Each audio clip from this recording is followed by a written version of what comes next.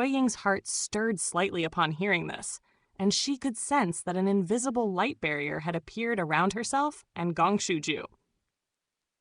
Over these past years, Palace Master Xiao's cultivation base has progressed quite significantly, and he was determined to unite the entire northern glacial immortal region.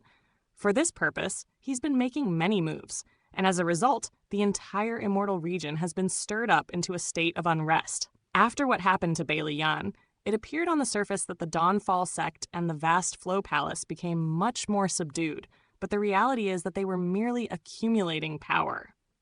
If Palace Master Xiao continues down this reckless path, I fear that an all-out war will eventually be triggered in the northern glacial immortal region, so I had no choice but to supersede his authority and contact you directly, Ying explained with a solemn expression. You did the right thing. The Heavenly Court has already noticed the unrest that's brewing in this immortal region. The Reincarnation Palace has become more and more active of late, so this isn't the only immortal region that could be under threat.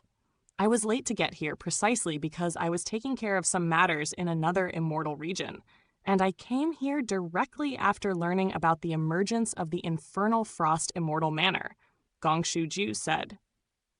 It's very fortunate that you just so happened to be passing through Uncle Gongshu. Otherwise, I'm embarrassed to admit that I don't know how I would have gotten out of that trap, Ying said as she cupped her fist in a grateful salute. This is a very intricate and powerful array that can only be broken by entering the water and destroying the mechanisms inside. The longer you're trapped in the array, the more firmly entrenched in it you'll become, so even if you possessed late Golden Immortal stage powers, it would have been very difficult for you to save yourself, Gongshuju said with a smile. We all fell for Luo Qinghai's trap. Ying sighed as a hint of dejection flashed through her eyes. Where is Xiao Jinhan right now? Gongshuju suddenly asked. I parted ways with him right before coming here. I'll take you to him right away, Ying hurriedly replied. Let's go, Gongshuju replied with a nod, then swept a sleeve through the air. At this point, the giant white Pixiu had already devoured the black millstone, and it suddenly shrank back down into that jade trinket from before, then flew back into Gongshuju's grasp. The only thing that was different about it was that a small black spot had appeared within its belly. After that, Gongshuju and the Immortal Palace cultivators flew away into the distance.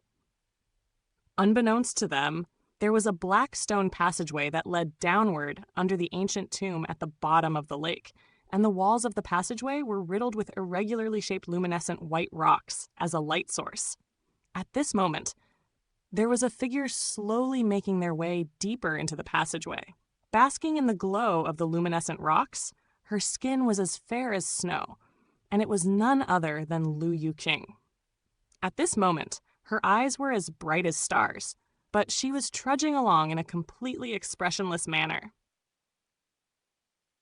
Inside the valley, all of the mountains and rivers engraved onto the white stone wall were radiating dazzling golden light, and a series of golden runes were flying out of them before surging into the white light barrier.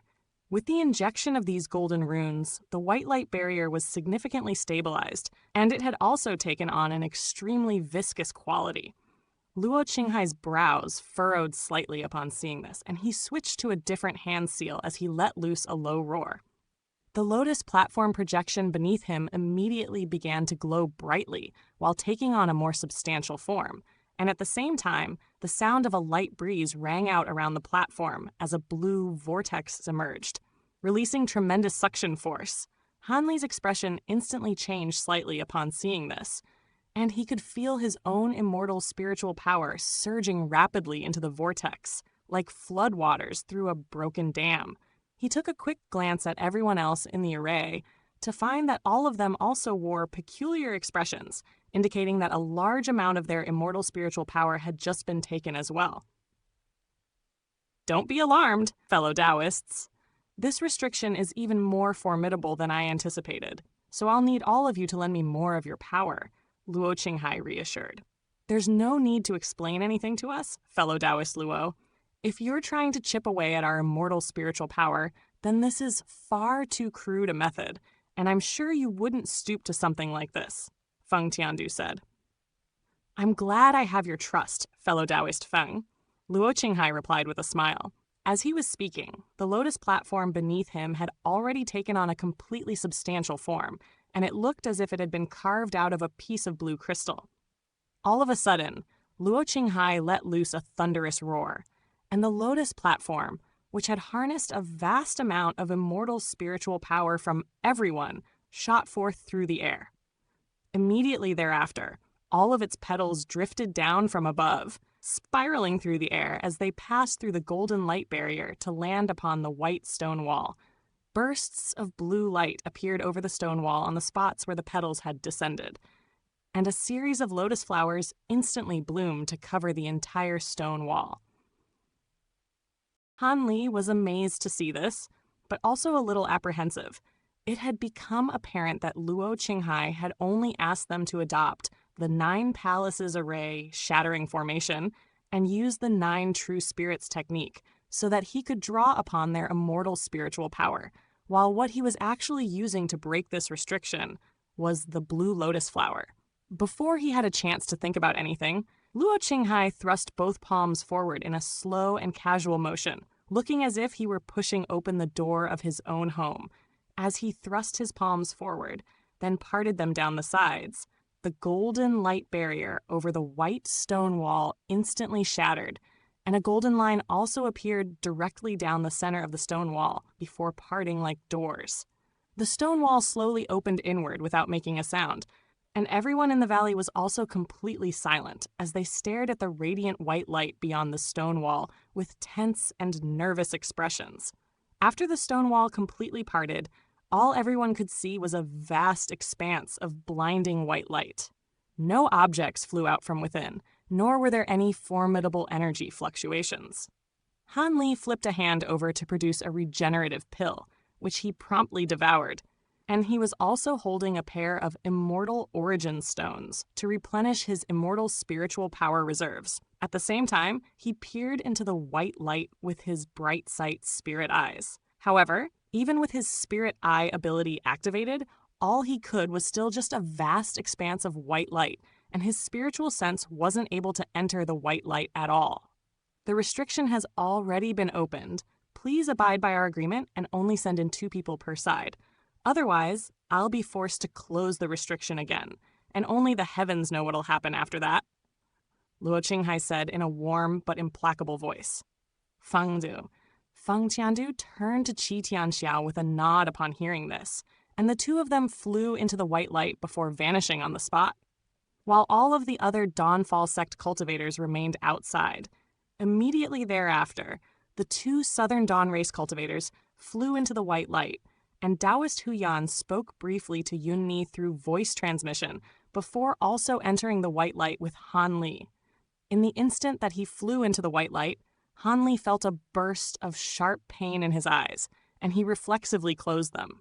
In the next instant, as he reopened his eyes, he discovered that he was already situated in another strange world. The entire surrounding area was filled with white mist that wasn't very dense, and he was able to discern between mist and space in the nearby vicinity, but the 2 had completely fused into one further away. After conducting a brief inspection, Han Li discovered that not only was his visibility obstructed here, he wasn't able to release his spiritual sense very far, either. The other people who had entered this space ahead of him were also hovering within the white mist, and they had all distanced themselves from one another as they inspected their surroundings with cautious expressions. Having just entered this place, everyone was feeling quite tense, and no one dared to charge recklessly into the mist. Shortly thereafter, Ouyang Kuishan and another golden immortal from the Blaze Dragon Dao appeared in the mist. And they took a glance at Taoist Huyan, but only drew a little closer instead of flying directly to Taoist Huyan's side. Before long, Luo Qinghai and his disciple, Nan Kemeng, had also entered this place. Why are you all still here, fellow Taoists? Could it be that you were all waiting for me? I am truly honored, he said with a warm smile, as he also began inspecting his surroundings. No one offered a response, and everyone was still trying to find the best way forward. Looking at the surrounding mist, a hesitant look appeared on Han Li's face. His bright sight spirit eyes were completely useless here, but perhaps he would be able to see something with his eye of truth. However, this was still far too early to be exposing the fact that he was using a time attribute cultivation art. And showing his hand too early was definitely not a good idea. Right as he was hesitating about how to proceed, he suddenly noticed out of the corner of his eye that a cloud of white mist seemed to have risen up in the eyes of Nankemang, and he was staring into the distance in a certain direction with a dazed look on his face. Meanwhile, Luo Qinghai was pretending to search the place in an aimless fashion, but in reality, his attention had been focused on this disciple of his the entire time. Han Li also cast his gaze in that direction in a subtle fashion, but he wasn't able to see anything there aside from white mist, and he couldn't help but wonder if Nankemang possessed some type of special spirit eye ability. With that in mind, Han Li decided to keep some tabs on him. Moments later, Luo Qinghai suddenly said, "We can't just stand around here forever. How about we each choose a direction and do some exploring? This white mist is able to keep out spiritual sense. Who knows what could be lurking inside? What if we fly in straight to our deaths?" The elderly woman from the Southern Dawn race harumphed coldly. "If none of you are willing to take a risk, then I'll be going on ahead," Luo Qinghai said with a smile, then latched onto the arm of his disciple before flying away.